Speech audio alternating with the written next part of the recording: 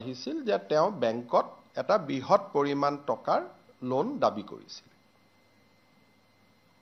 তেওঁৰ ব্যৱসায়িক কাৰণে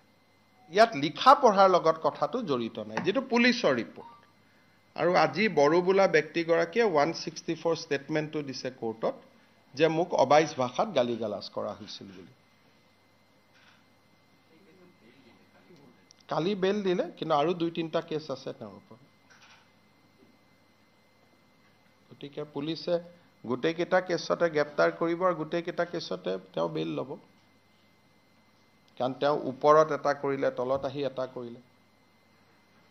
আৰু গোটেই কেইটা কেছে সাংবাদিকতাৰ লগত জড়িত নহয়